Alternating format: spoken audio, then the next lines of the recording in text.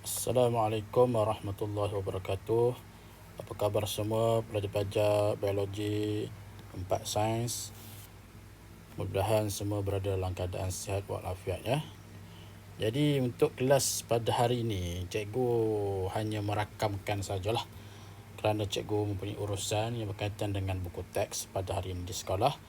Maka pada jam tersebut, jam yang dijadualkan pukul 11.30 sehingga 12.30 kelas PDPR tu, terpaksalah cikgu gunakan rakaman ini untuk membincangkan sambungan daripada pembelajaran kita ya. Dan last kali itu kita berhenti di bab 1 ya. Kita telah selesai bab 1. So maka hari ini kita nak masuk kepada bab 2 ya. Jadi bab 2 kita iaitu biologi sel dan organisasi sel.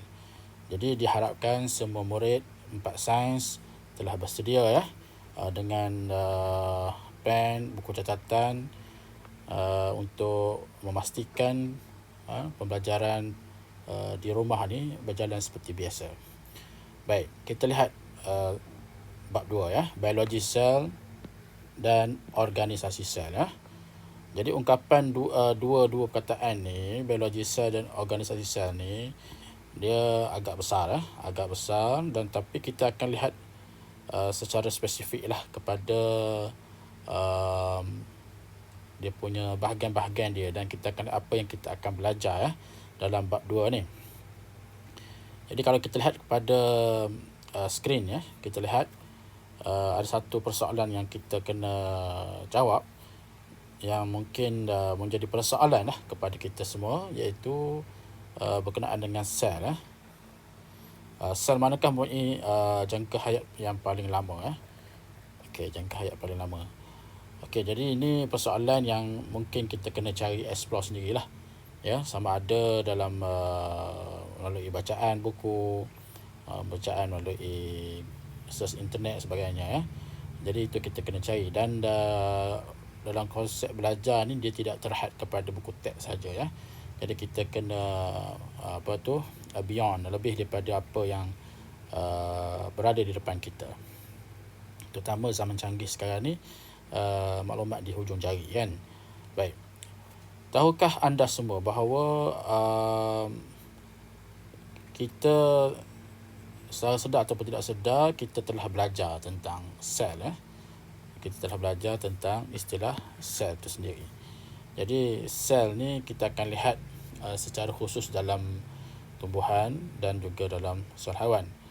Kemudian kita akan lihat bagaimana proses hidup dia tu yang dijalankan oleh organisma unisel. Daripada sel jadi unisel, ataupun lawan dia ialah multisel.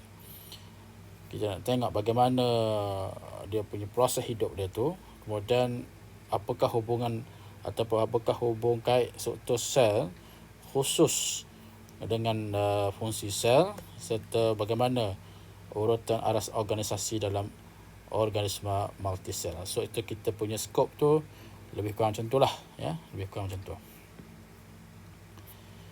Dan dalam secara lebih detail lagi, kita akan lihat satu persatu daripada bab 2 ni. Kita akan belajar empat subtopik ya. Kita ada struktur dan fungsi sel, satu. Kemudian kita akan belajar proses hidup organisma unisel, 2. Proses hidup organisma multisel, 3. Dan yang keempat, aras organisasi. Jadi murid-murid boleh tengok apa yang kita akan belajar dalam subtopik yang pertama, iaitu 2.1 struktur dan fungsi sel. Jadi subtopik yang pertama kita akan lihat kita akan lihat bagaimana nak menyediakan sel haiwan dan sel tumbuhan. Ini sepatutnya aktiviti dalam amal lah ya. Aktiviti dalam amal. Tapi sebabkan kita dalam PDPR ni, dalam norma baru, maka kita terpaksa skip lah yang ni dulu ya. Ini kita skip dulu, iaitu menyediakan sel haiwan dan sel tumbuhan. Tapi saya percaya semasa menengah rendah dulu, masa tingkatan 1, anda telah didedahkan ataupun telah menjalankan aktiviti yang berkaitan dengan menyediakan sel haiwan, menyediakan slide sel haiwan dan juga slide sel tumbuhan. Kalau sel haiwan tu kita gunakan sel PP, dan sel tumbuhan kita menggunakan sel epidermis bawang. Kita pergi kepada yang kedua di bawah subtopik yang pertama, iaitu mengenal pasti struktur sel haiwan. Jadi kita akan belajar struktur sel haiwan dan sel tumbuhan berdasarkan pemerhatian menerusi mikroskop cahaya. Okey, mikroskop cahaya ni mikroskop yang ada terdapat dalam makmal. Okey.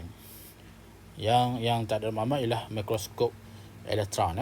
Itu memang tak ada lah di makmal kita. Yang ketiga, kita akan lihat, kita akan menganalisis, kita akan menganalisis komponen dalam sel haiwan tu, komponen dalam sel haiwan dan juga sel tumbuhan seperti yang dilihat pada mikrograf. Okey, satu alat lah untuk kita analisis. Kemudian yang keempat, kita akan lihat ataupun kita boleh menyatakan fungsi utama komponen dalam sel haiwan dan sel tumbuhan seperti yang dilihat pada mikrograf. Dan yang kelima, membanding dan membezakan komponen antara sel haiwan dengan sel tumbuhan. Jadi berdasarkan kepada lima perkara ni, 5 perkara di bawah subtopik 2.1, kita akan dia melibatkan beberapa kemahiran, kemahiran dari segi melukis, kemahiran memerhati, kemahiran menggunakan alat, kemudian kemahiran menganalisis, kemahiran membanding beza, ataupun membanding beza ni maksudnya kita kena buat analisis lah, analisis. Okey. Jadi aras tinggi jugalah, daripada kita ada 6 aras. Aras 1 yang paling rendah, pengetahuan. Okey, 1 tahu. Aras kedua, faham. Aras ketiga, aplikasi, aplikasi. Aras 4, analisis. Aras 5, sintesis, dan ke-6, penilaian. Ini aras ni berdasarkan teori, taksonomi Bloom. Jadi kalau ikut kepada ini, kita dah sampai kepada aras keempat. So aras yang tinggi lah. Baik, kita untuk video kali ini kita akan bincangkan setakat mungkin kita akan pergi kepada 2.12, kalau sempat kita pergi kepada 213, kita tengok macam mana. Maknanya yang lain tu kita belum bincang lagi lah untuk subtopik yang kedua. Okey, ini tadi struktur dan fungsi sel. Kita akan skip dulu yang ni untuk menyediakan dan mengkaji slide tumbuhan ni. Okey, ini saya sebut tadi, kita akan skip dulu. Okey, begitu juga dengan menyediakan dan mengkaji slide sel haiwan. Kita akan pergi kepada yang ni dulu, Okey, iaitu apa dia? Komponen dalam sel haiwan dan sel tumbuhan, Jadi kita yang pertama sekali kita kena melukis, Kita kena melukis ni struktur ni. Okey, sel haiwan ni kita kena lukis. Jadi semua murid biologi mesti boleh melukis, melukis ni. Okey, jadi kalau kita lukis, kemudian kita mesti ada label. Saya nak tulis lah nombor lah. Nombor tu sekadar nak tahu bilangan, 1, 2, 3, 4, 5. Ini 5, 6, 7, 8, 9, 10, 11. Okey, ada 11, di situ sel haiwan. Okey, jadi murid semua dihendaki melukis, melukis ni. Lukis mesti guna pensel ya, pensel yang tajam ya. Kemudian labelkan, boleh labelkan menggunakan pen ya. Bila kita nak labelkan ni, jangan gunakan anak panah ya. Kemudian garisan tu janganlah bersilang antara satu struktur dengan struktur yang lain. Baik ya. Dan lukisan kita tu mestilah jelas ya. Mestilah jelas dan terang, mudah dilihat ya. Jadi kita tadi dia beritahu ada 11 ya. So kita kena ingatlah 11. Mungkin ada lebih lagi pada tu ya. Kita akan tengok. Dan saya akan ajar macam mana cara nak melukis. Baik, macam mana kita nak melukis ya?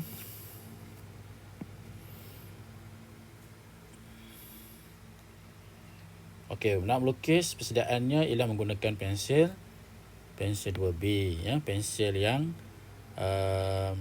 tajam ya. Bukan pensel picit lah, pensel yang boleh dia asah tu ya. Okey. Katakan sehaiwan tu dia macam ni lah ya. Okey, saya lakarkan ya. Okey. Ni lukisan dia panggil freehand ya. Kita tidak boleh menggunakan pembaris. Lagipun kita bukan lukis petak kan, bukan lukis garisan, bukan garisan lurus. Jadi memang kita tidak akan menggunakan pembaris lah. Kita buat satu line macam tu. Kemudian struktur yang mula-mula kita nak lukis ialah yang ni saya dah lukis ni ialah membran plasma lah ataupun membran sel. Label tu nantilah sekejap lagi ya. Kita lukis dulu nukleus. Saya nak lukis bukannya yang 3D ya. 2D je. 2D ni maksudnya flat je lah. Okey, nukleus. Okey, saya lukiskan nukleus. Okey, nukleus. Jadi bila lukis nukleus di situ, struktur yang nukleolus tu kita tak nampak lah sebab dia 2D ya. Tapi kita boleh labelkan, tak ada masalah. Tak ada masalah ya. Kemudian kita perlu lukis struktur ini. Yang ni kita panggil dia jalinan endoplasma kasar. Jalinan endoplasma kasar. Macam mana kita nak tahu dia kasar? Sebab kita lukis ni ya. Ini adalah struktur yang dipanggil ribosom. Okey, ribosom. Jadi ribosom ni dia attach lah, dia melekat kepada matrik ataupun struktur yang membentuk jalinan endoplasma kasar ya. Jadi jalinan endoplasma kasar ni yang jadikan dia tu kasar kena ada ribosom di situ. Dan kita akan lihat nanti, kita akan jumpa juga jalinan endoplasma licin. Jadi jalinan endoplasma licin ni kita buat lawan dia bertentangan macam dia juga, tapi dia tak ada dia tak ada ribosom. Itu ada struktur jalinan endoplasma licin. Kemudian struktur yang mirip kepada jalinan endoplasma kasar ni ataupun jalinan endoplasma licin ni ialah iaitu dia panggil jasad Golgi ya, jasad Golgi. Tapi jasad Golgi ni kita lukis dia agak dia terputus lah ya. Dia terputus lah, maksudnya dia punya struktur protein dia tu dia tidak bersambung ya, tidak bersambung. Okey. Okey, kemudian kita akan lukis vesicle vesicle ni pada jalinan endoplasma kasar pun ada, pada jasad Golgi pun ada. Okey. Kemudian kita akan lukis struktur mitokondrion. Okey, struktur mitokondrion saya nak lukis di sini. Mitokondrion ni kita lukis dia bentuk bujur Dia bujur, kemudian dia ada double layer sebab dia membran dia ada dua dan dalam dia tu berlipat-lipat. Kita mungkin boleh lukis lebih daripada satu lah, tapi kita lukis dulu satu ya. Nanti kita isi yang lain dulu, yang wajib dulu. Kemudian kita nak lukis struktur apa lagi, lysosom ya, lysosom. Lysosom saya nak lukis di sini, katakan saya lukis di situ. Okey, lysosom dia lebih kurang lah untuk dia Itu kita nak lukis centriole. Centriole ni dia macam susunan kayu buat ataupun macam kayu balok susun dia susun macam tu. Okey, centriole. Apa lagi? So tu yang perlu ada ya. Yang perlu ada, kita bertitik-titik ni sebagai cytoplasma. Titik-titik je. Cytoplasma. Dia tak ada vakuol, dia tak ada kloroplas. Jangan lukis, saya tumbuhan tak ada kloroplas, tak ada vakuol. Okey, kita try label ya. Try label. Nanti kalau misalnya ada yang kita tertinggal, kita kita ni lah, kita lukis semula ya. Okey, yang paling luar sekali, yang paling luar sekali ni kita panggil membran plasma lah. Tapi kita nak lukis ni, kita ambil daripada dalam lah. Kita ambil nukleus dulu ya. Okey, ni satu nukleus. Boleh labelkan dia sebagai nukleus. Okey, kemudian suatu ini. Okey, ini adalah lysosom. Okey, lysosom. Dan jadi ni jalinan endoplasma licin. Okey, kemudian ni centriole.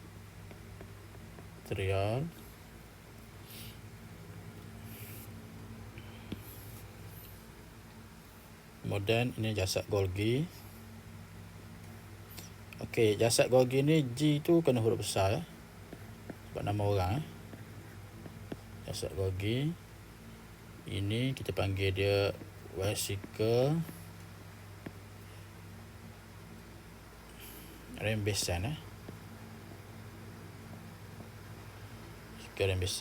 Vesicle rembesan ni berdekatan dengan jasad Golgi ya. Kemudian ni adalah vesicle angkutan. Kemudian yang titik-titik macam titik tu ialah ribosom. Ribosom. Kemudian yang tu ialah jalinan endoplasma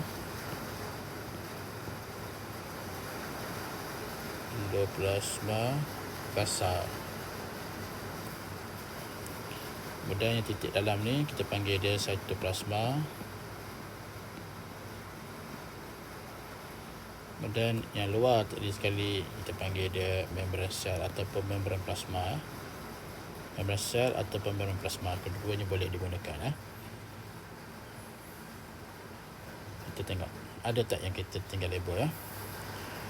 Jadi kalau yang 2D ni kita tak nampak nak labelkan nukleus. So kalau kita nak labelkan juga, jadi kita kena letakkan dia agak keluar sikit lah. Tapi tak berapa jelas lah ya.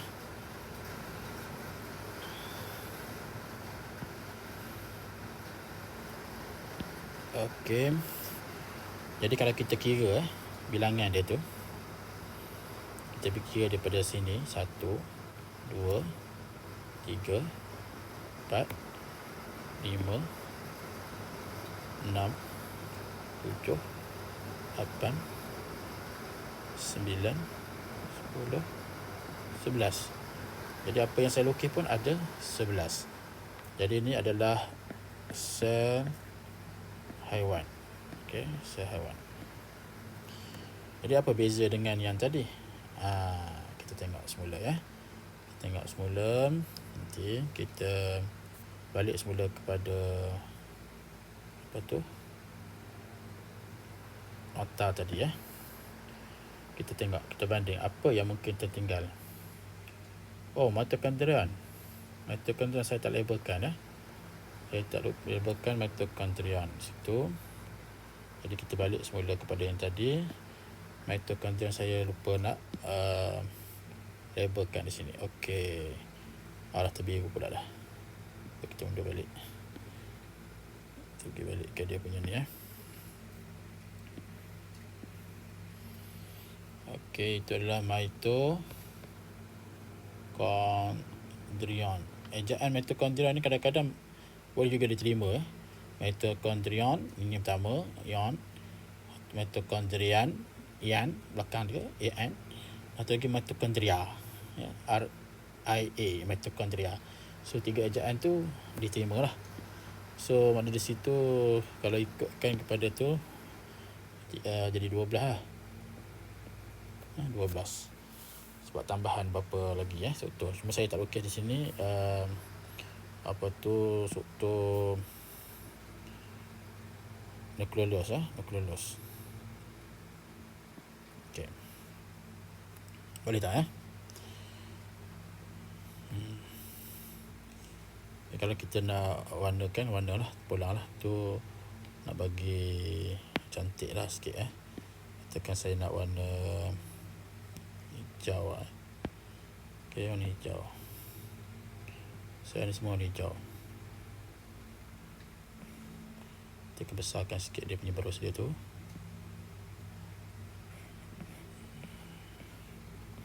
Kita besarkan lagi. Cepat sikit latar dia lah, latar dia.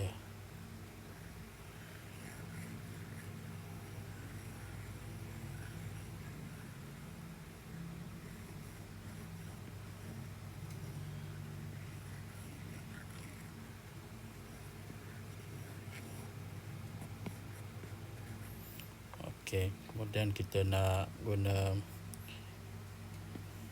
warna tu halus sikit.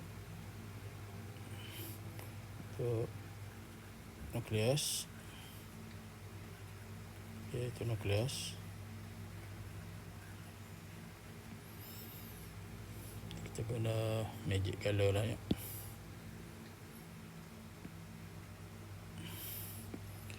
Mungkin warna yang sedikit berbeza.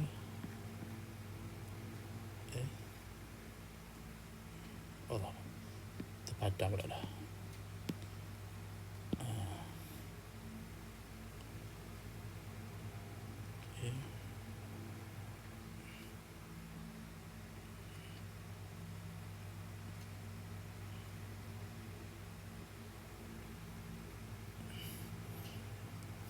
Itu warna lain pula. Ikut kita lah nak warna apa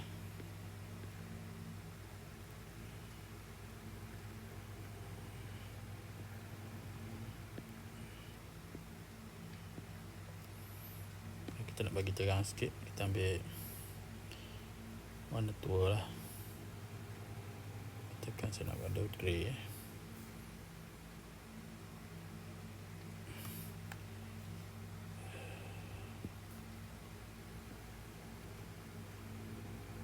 Okey. Dan saya nak pakai line.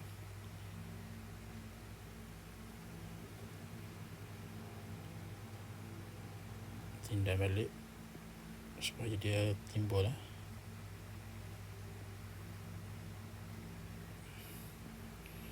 Memanglah jadi pelajar biologi ni kena ada sikit lah kemahiran melukis tu ataupun mewarna lah, walaupun mungkin tidaklah terlalu besar sangat lah dia punya impak dia tapi kena ada jugalah kemahiran tu. Ada kemahiran, kalau kita ada kemahiran tu dia macam ada advantage sikit lah nak kata totally tu tidaklah.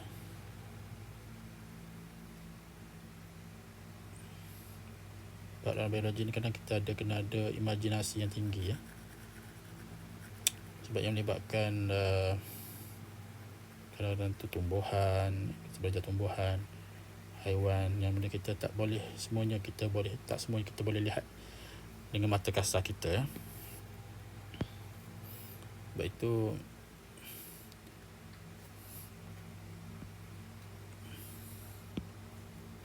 itu kita kena ada sedikit lah kebolehan untuk melukis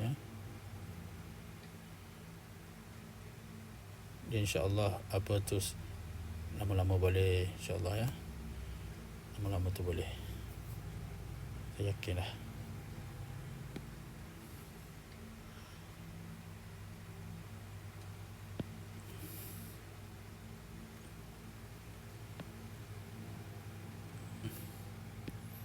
Semua dia datang.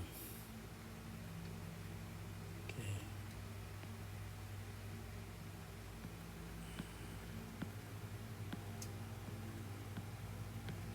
Ribosom ni kita titik-titik gitu je. Titik-titik itu. Okay. Kalau tak apa jelas kita boleh tekap lagi lah dengan pen yang terang. Tekan apa-apa ya. Tekan teriak. Okey, nak bagi nampak dalam tu kita guna putih lah. Kita guna putih yang halus ya.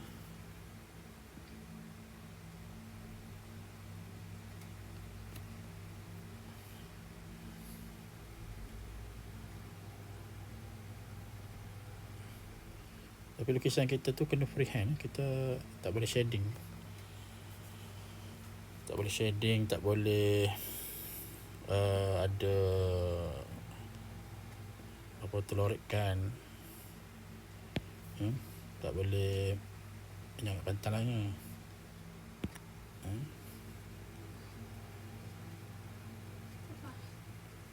Tadi intinya lupa habis.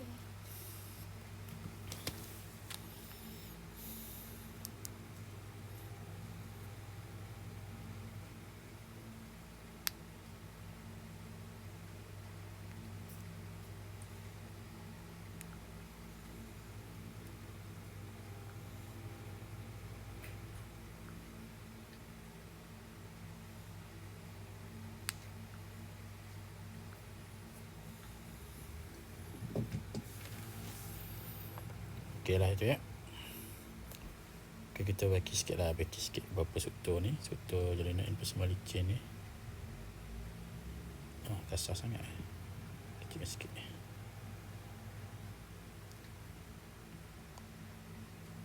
Okay, ini jalinan invisible licin. Ini nukleus, kita buat line clear sikit.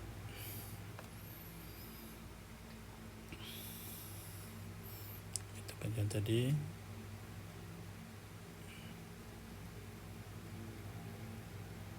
Dia struktur dalam dia tu berlipat-lipat ya. Dia ada 2 membran. Okey.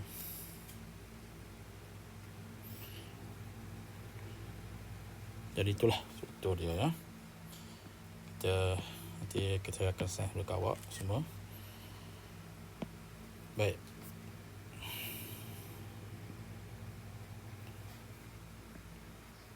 Kita akan lihat selepas kita lukis ya, selepas kita dah lukis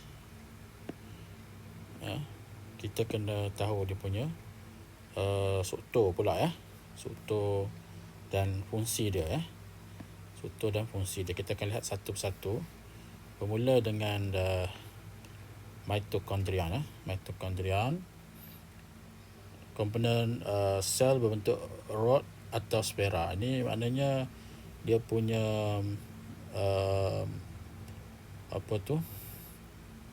ciri dia. Ini ciri ya.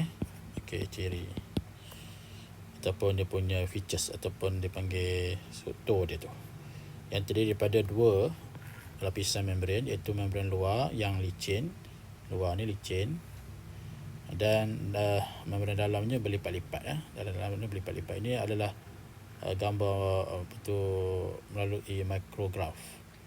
Satu mikrograf ya. Jadi dia juga mengandungi enzim yang terlibat dalam respirasi sel. Enzim apa nanti kita akan bincangkan apakah nama enzim dan apa itu enzim. Fungsi mitokondria ni, dia punya keyword dia adalah tenaga. Kata kuncinya ya.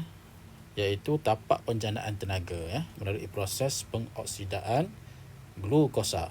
Okey. Proses pengoksidaan glukosa. Disebut pengoksidaan glukosa maknanya dia ada kaitan dengan respirasi ya. Kita akan belajar nanti bab respirasi ni kemudian ya. Dan tenaga tu yang dihasilkan tu dijana tu maksudnya dihasilkan lah dalam bentuk ATP ya, bentuk tenaga tu molekul ATP ataupun nama penuh dia adenosina triphosphate untuk digunakan oleh sel. Jadi daripada mitokondrian, okey, M I T. T tu kita besarkan. T tu makna okey, mempunyai makna. Jadi M tu menjana, T ni ialah tenaga. Ya, R tu ialah respirasi ya. Boleh buat respirasi sel. Kemudian struktur yang kedua iaitu centriole. Okey, ni centriole tadi. Mana centriole? Okey, dilukiskan macam ni. Boleh juga dah, dia dah pisahkan lah centriole tu. Okey. Dari segi struktur dia berbentuk silinder kecil. Okey, bentuk silinder. Macam ni silinder. Macam tu. Okey, itu silinder ya.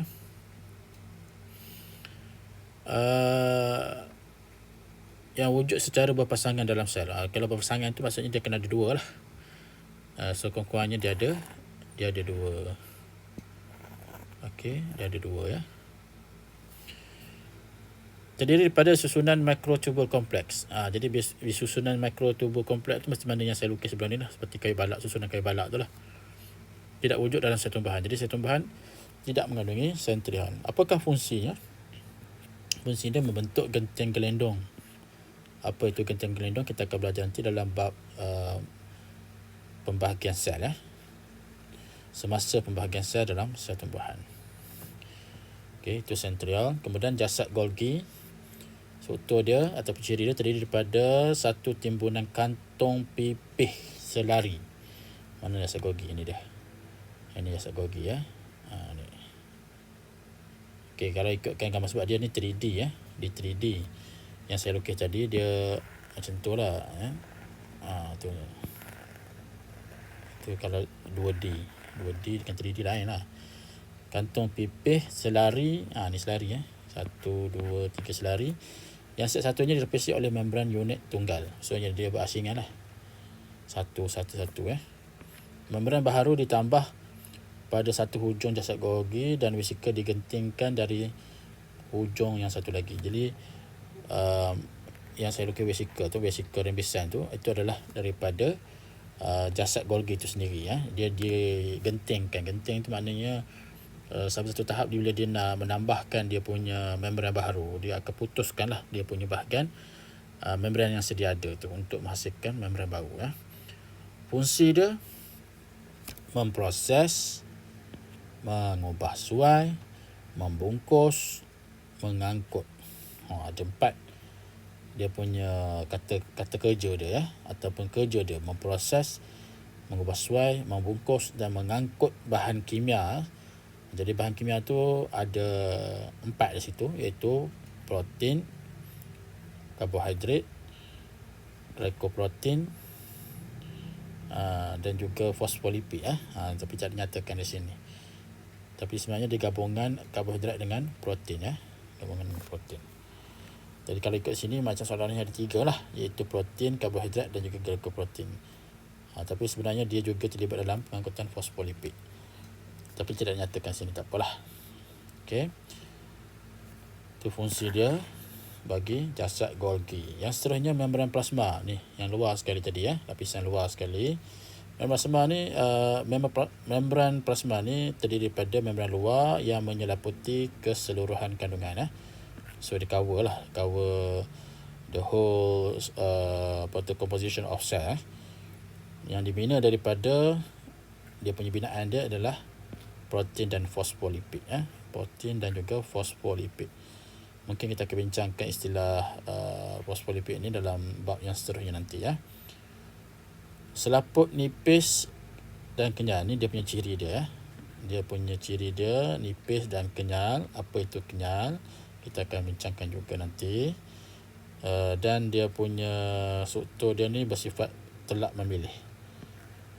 Bila saya sebut memilih ni maknanya ada bahan ataupun molekul yang boleh masuk ke dalam sel, ada juga bahan yang tidak dibenarkan masuk dalam sel, sebab dia memilih Bila memilihnya ada yang boleh, ada yang tak boleh. Jadi fungsi membran plasma ni ialah mengasingkan kandungan sel daripada persekitaran luar. Dia macam borderline sempadan antara komponen yang berada di dalam tu. Macam-macamnya, ada 13 tadi tu, yang 11, 12, 13 lebih kurang lah dia punya struktur berbanding dengan di luar Jadi dia tu adalah sempadan, garis sempadan. Yang kedua, fungsi dia mengawal pergerakan bahan ke dalam dan keluar sel, so dikawal. Dan yang ketiga, membenarkan pertukaran nutrien, gas respirasi. Habis sebut gas respirasi ni maksudnya oksigen dan juga karbon dioksida dan bahan buangan antara sel dan persekitarannya. Bahan kumuh lah bahan buangan ni Okey. Jadi itu berkenaan dengan membran sel Kemudian lysosom. Lysosom merupakan struktur yang berbentuk kantong spera bersaiz kecil. Kantong spera kecil yang diselaputi oleh membran tunggal. Membran tunggal mengandungi enzim lysosim. Nama enzim dia ialah lysosim. Jadi enzim lysosim ni adalah enzim pencernaan maknanya dia berfungsi menghidrolisiskan molekul organik kompleks seperti protein, asid nukleik dan juga lipid. Selain pada itu, ia juga lysosom ni juga menguraikan bakteria dan juga komponen sel yang telah rosak. Itu fungsi dia itu lysosom. Kemudian kita pergi kepada nukleus. Nukleus komponen paling besar dalam sel, bentuk spera. Kalau kita lukis spera, bentuk spera. Spera padat dan dilingkungi membran nukleus. Membran nukleus yang mempunyai liang. Liang ni macam lubang lah. Nukleus mengandungi kromosom dalam dia lah. Kalau kita lukis, nukleus ni mengandungi kromosom. Kromosom, nukleolus, nukleolus dan juga nukleoplasma. Ini adalah dia punya komponen nukleus itu sendiri. Fungsi nukleus ialah mengawal segala aktiviti sel, dikontrol semua aktiviti sel. Kemudian tadi kita cerita dia mempunyai kromosom. Dia punya kromosom yang mengandungi asid deoksiribonukleik ataupun DNA di mana fungsi DNA ini menentukan ciri sel dan fungsi metabolisme. Itu dia. Kalau tengok gambar rajah ni ada struktur kromatin. Kromatin ni struktur yang berbentuk berbenang lah, berbenang halus. Dia ke arah nak menjadi kromosom jugalah. Ke arah jadi kromosom. Kalau ikutkan kromosom ni, kalau dilukis besar-besar, dia berbentuk seperti ribbon lah. Ini kromosom. Tapi ini adalah kromatin, pada peringkat awal lah. Dipanggil juga sebagai kromatin, peringkat awal, fasa-fasa persediaan sebelum suatu proses pembahagian sel itu berlaku, dipanggil kromatin. Bentuk dia seperti berbenang halus, yang sukar dilihat lah, sukar dilihat oleh mata kasar.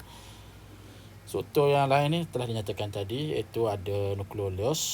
Nukleolus ni yang macam dia punya pusat dalam, mantle dia punya point dia, nukleolus. Kemudian luarnya ialah nukleoplasma, serta yang paling luar adalah membran nukleus. Kemudian kita berpindah kepada struktur ribosom. Ribosom ni merupakan struktur yang granul kecil, kecil, padat dan berbentuk spira ya. Terdiri daripada protein dan juga asid ribonukleik ya, RNA. Okey, protein dan juga asid ribonukleik.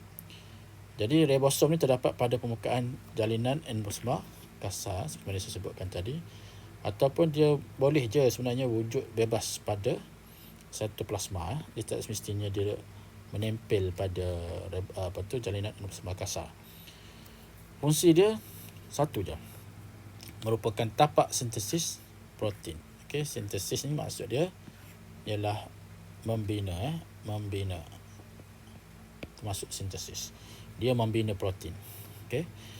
So, untuk ribosom gambar rajah dia. Tadi saya dah lukis tadi, maksudnya dia menempel ya. Dia menempel. Itu adalah ribosom ya. Yang titik-titik itu adalah ribosom. Baik. Kemudian jalinan endoplasma.